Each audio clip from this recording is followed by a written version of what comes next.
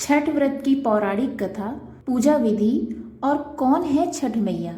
यह 4 दिवसीय छठ पर्व मुख्य रूप से बिहार में मनाया जाता है।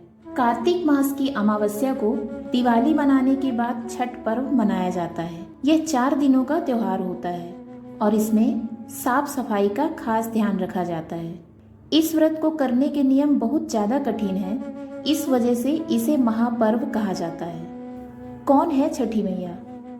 मान्यता है कि छठ देवी सूर्य देव की बहन है और उन्हीं को प्रसन्न करने के लिए जीवन के महत्वपूर्ण अवयवों में सूर्य और जल की महत्ता को मानते हुए इन्हें साक्षी मानकर भगवान सूर्य की आराधना और उनका धन्यवाद करते हुए किसी पवित्र नदी या तालाब के किनारे यह पूजा की जाती है। छठ माता बच्चों की रक्षा करने वाली देवी है। इस व्रत को करने से संतान को लंबी आयु का वरदान मिलता है। छठ पर्व का तीसरा दिन सबसे खास होता है क्योंकि इस दिन महिलाएं 36 घंटों का निर्जला व्रत शुरू करती हैं। संध्या में डूबते सूर्य को अर्घ दिया जाता है। टोकरी में फल, टेकुआ, चावल के लड्डू आदि से अर्घ के सूप को सजाया जाता है। नदी या तालाब में कमर तक पानी में रहकर अर्घ दिया जाता है तो अगले दिन उगते सूर्य की पूजा की जाती है। छठ व्रत की पौराणिक कथा के अनुसार प्रियव्रत नाम के एक राजा थे। उनकी पत्नी का नाम मालिनी था।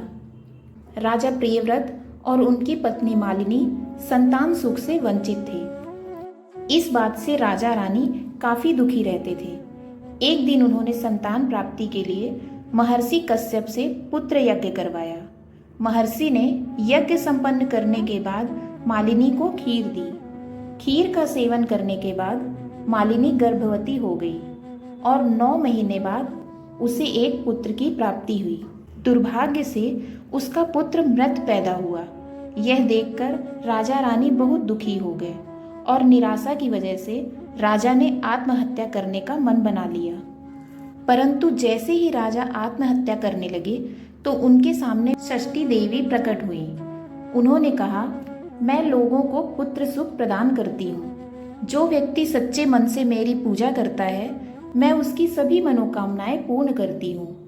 राजन, यदि तुम मेरी विधि विधान से पूजा करोगे तो मैं तुम्हें पुत्र रत्न प्राप्ति का वरदान दूंगी।